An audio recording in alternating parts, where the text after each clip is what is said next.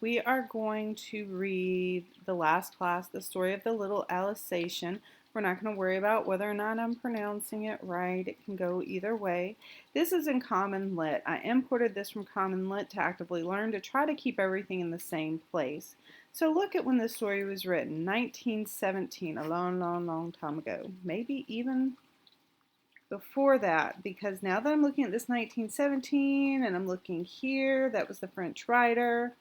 So I'm not sure why it says 1917 there, because this French writer died in the 1800s.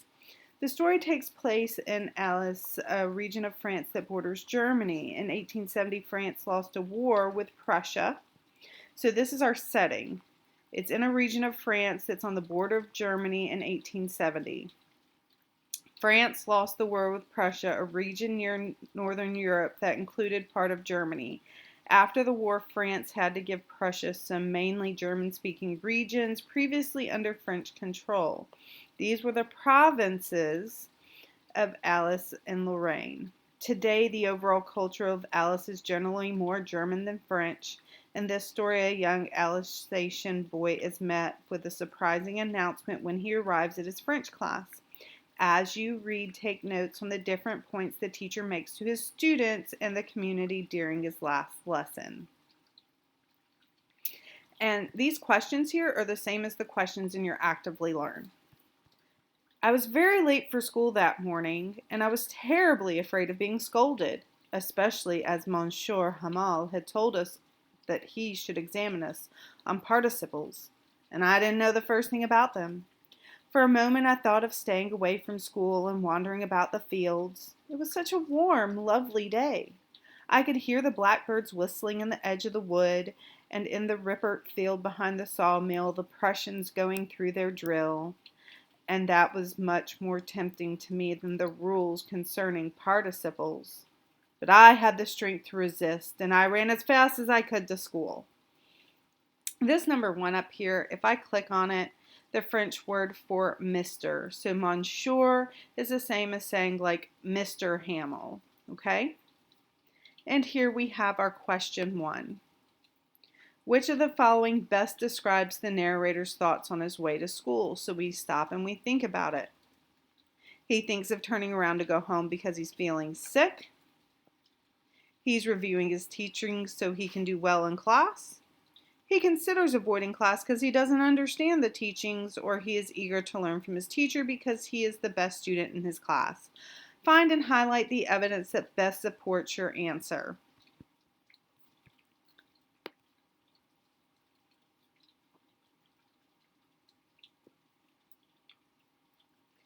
There. It's not going to let me keep it there. All right, as I passed by the mayor's office, I saw there were people gathered about the little board on which notices were posted. For 2 years, all our bad news had come from the board. Battle loss, conscriptions, orders from headquarters, and I thought without stopping, what can it be now?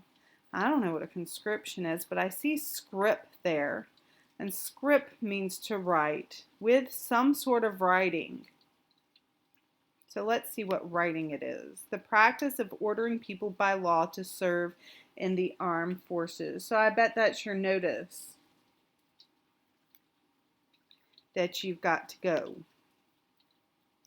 Then, as I ran across the square, Watchter, the blacksmith who stood there with his apprentice reading the placard, called out to me, "Don't hurry so, my boy. You'll get to your school soon enough." I thought he was making fun of me. Here where we see "I thought that," whenever we see something that says "I thought that," normally it's the opposite. I thought he was making fun of me. So now there's a but in our head, and so we should be wondering if he wasn't making fun of him, then what did he mean? And I ran to Monsieur Hamel's little yard all out of breath. Usually at the beginning of school there was a great uproar which could be heard in the street, desks opening and closing, lessons repeated aloud in unison, with our ears stuffed in order to learn quicker, and the teacher's stout ruler beating out on the desk, "A little more quiet!" So right here I'm making a connection to the beginning of the day, and lockers slamming and students coming in and out. "Hey, Miss Phillips, what's going on? What's going on?" And, me going, oh my goodness, I haven't had my coffee yet. Let's be quiet. Okay, so I made a vivid connection there. I counted on all this noise to reach my bench unnoticed. But as it happened, that day everything was quiet, like a Sunday morning. Through the open window, I saw my comrades already in their places. A friend. And Monsieur Hamel walking back and forth with a terrible iron ruler under his arm. I had to open the door and enter in the midst of that perfect silence. You can imagine whether I blushed and whether I was afraid. But no, so here's a transition. Monsieur Hamel looked at me with no sign of anger and said very gently, "Go at once to your seat, my little Franz. We are going to begin without you." I stepped over the bench and sat down at once at my desk. Not until then, when I had partly recovered from my fright, did I notice that our teacher had on his handsome blue coat, his plaited ruff, and the black silk embroidered breeches which he wore only on days of inspection and distribution of prizes. He was dressed up. Moreover, there was something extraordinary, something solemn about the whole class. But what surprised me most was to see at the back of the room, on the benches which were usually empty, some people from the village sitting as silent as we are. Old Hauser with his three-cornered hat, the ex-mayor, the ex-postman, and the others besides. They all seemed depressed, and Hauser had brought an old spelling book with gnawed edges, which held wide open on his knee with his great spectacles askew.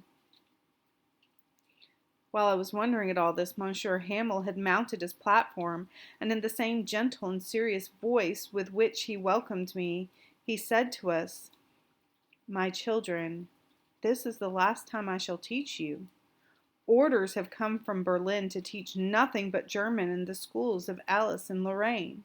The new teacher arrives tomorrow.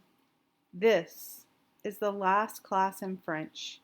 So I beg you to be very attentive." Those few words overwhelmed me. Ah, the villains! That was why they had posted at the mayor's office. We have Q2. The students in Franz's class are gloomy because their German school can no longer teach French, are excited because Monsieur Hamel is becoming the school principal, are frustrated because Franz's lateness disrupted the class, are tense because they did not study for the surprise French test. So you need to go back and you need to look at the text to find your answer. My last class in French, and I barely knew how to write, so I should never learn. I must stop short where I was. How angry I was with myself because of the time I had wasted, the lessons I had missed, running about after nests or sliding on the Saar. I don't know what a Saar is. A region along the German-French border. Okay. My books, which only a moment before I thought so tiresome, so heavy to carry, my grammar, my sacred history, seemed to me now like old friends. How many of us, I'm making a connection right now, how many of us kind of felt this way when COVID hit? We weren't able to go to school anymore. Those classes we complained about, school we complained about, and then all of a sudden we're like, hey man, I kind of miss school. That's how he's feeling. Seemed to me now like old friends from whom I should be terribly grieved to part. And it was the same about Monsieur Hamel. The thought he was going away, that I should never see him again, made me forget the punishments, the blows with the ruler. Poor man! It was in honor of that last lesson that he had put on his fine Sunday clothes, and I understood now why those old fellows from the village were sitting at the end of the room. It seemed to mean that they regretted not having come oftener to the school. It was also a way of thanking our teacher for his 40 years of faithful service and of paying their respects to the fatherland which was vanishing. Which of the following best describes Franz's reaction to the cancellation of French classes? He regrets that he didn't take class more seriously. He's ashamed he didn't bring a thank you gift. He's tired after carrying his heavy books to school. He's glad he worked hard to learn French.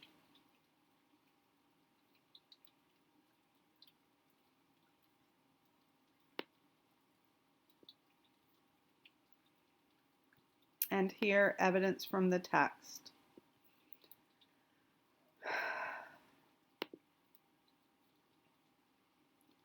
I was at that point in my reflections when I heard my name called. It was my turn to recite. What would I not have given to be able to say from beginning to end that famous rule about participles in a loud, distinct voice without a slip? But I got mixed up at the first words, and I stood there swaying against my bench with a full heart, afraid to raise my hand. I heard Monsieur Hamel speaking to me. I will not scold you, my little Franz. You must be punished enough, the way it goes. Every day we say to ourselves, "Pshaw, I still have time, I'll learn tomorrow." And then you see what happens. It's been a great misfortune of our Alice always to postpone its lessons until tomorrow. Now those people are entitled to say to us, "What? You claim to be French, and you can neither speak nor write your language? And all this, my poor Franz, you are not the guiltiest one. We all have our fair share of reproaches to address to ourselves." So blaming ourselves. Here, right here. I have time enough, I will learn tomorrow. I'm sensing that the moral, the lesson the author wants us to learn is right here in paragraph 20. It's always been the great misfortune to postpone its lessons until tomorrow. Your parents have not been careful enough to see that you are educated. They preferred to send you to work in the fields or in the factories in order to have a few more sous. That's money. And I have nothing to reproach myself for. Have I not often made you water my garden instead of studying? And when I wanted to go fishing for trout, have I ever hesitated to dismiss you? Question 4. Which of the following describes Franz's reaction to the cancellation of French lessons? He regrets he did not take class more seriously. Oh, wait, we got to click on 4. That was 3. Sorry, I wasn't paying attention. Monsieur Hamel responds to Franz's performance by threatening to tell Franz's parents he's not preparing for his lessons, asking one of Franz's classmates to help Franz continue his learning, scolding Franz and his classmates for not understanding the value of education, blaming himself and other adults for not showing children the value of education.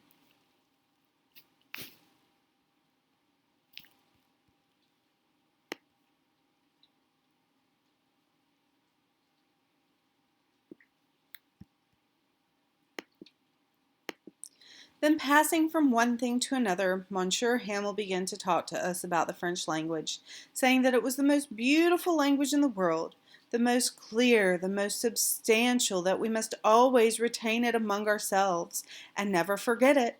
Because when a people falls into servitude, so long as it clings to its language, it is as if it held the key to its prison.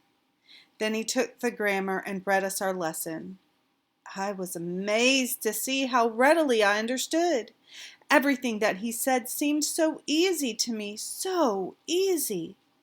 I believed, too, that I had never listened so closely, and that he, for his part, had never been so patient with his explanations. One would have said that before going away, the poor man desired to give us all his knowledge, to force it all into our heads at a single blow. When the lesson was at an end, we passed to writing.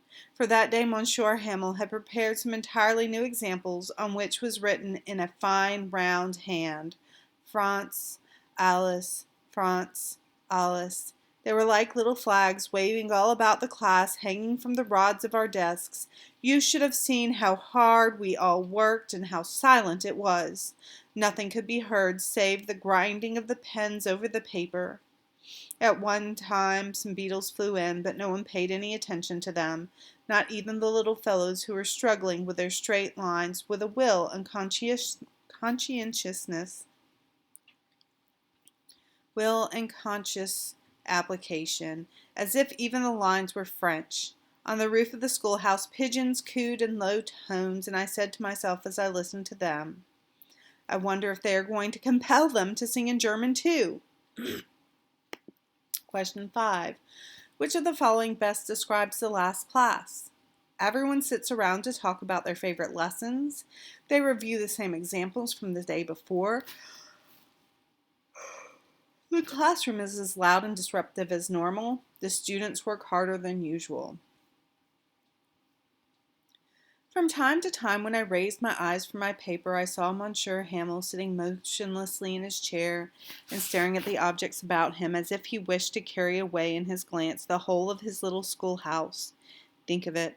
For 40 years he had been there in the same place, with his yard in front of him and his class just as it was.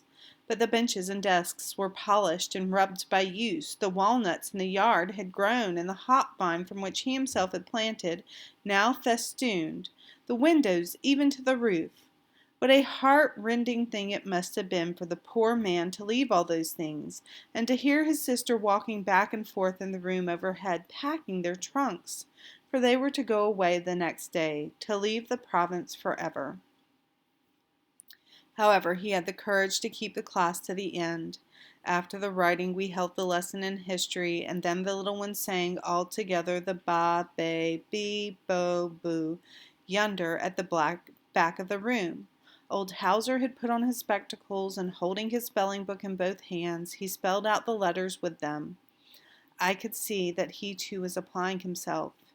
His voice shook with emotion, and it was so funny to hear him that we all longed to laugh and cry, "I shall remember that last class."